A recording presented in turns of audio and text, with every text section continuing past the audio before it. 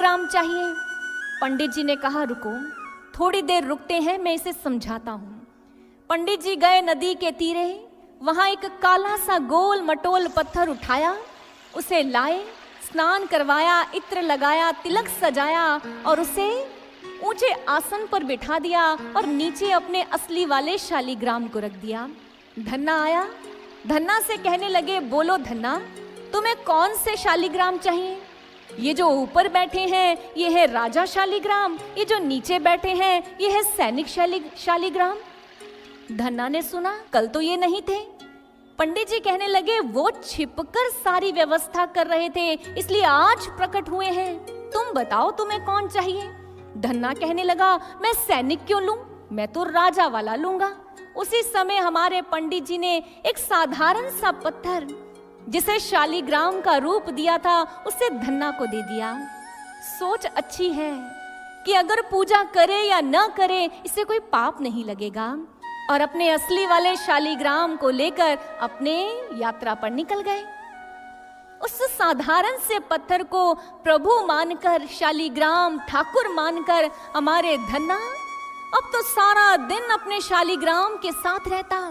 सोते जागते उठते बैठते ठाकुर जी हमेशा संग संग घूमते। सुबह से लेकर शाम हो गई, हमारे धन्ना को याद आया, ओहो मैंने तो भोग ही नहीं लगाया। माँ को आवाज दी, माँ आज मेरे संग संग ठाकुर के लिए भी भोजन बनाना। माँ ने आज 2 लोगों का खाना तैयार करके धन्ना को दे दिया।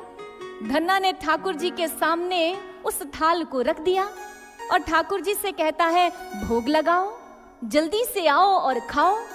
जाकर उनके समक्ष एकदम सीधा साधा सहज सा भक्त बैठ गया और उन्हें निहारता जा रहा है, निहारता जा रहा है।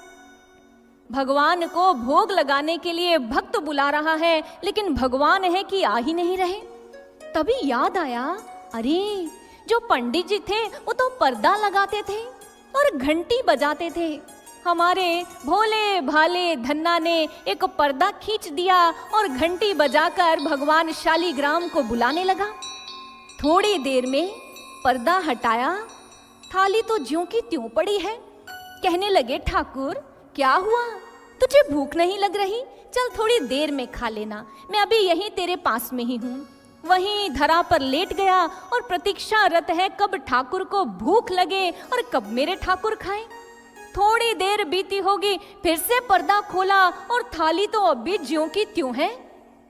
1 दिन बीता, 2 दिन बीते, 3 दिन बीते, ठाकुर जी ने भोग ही नहीं लगाया। आज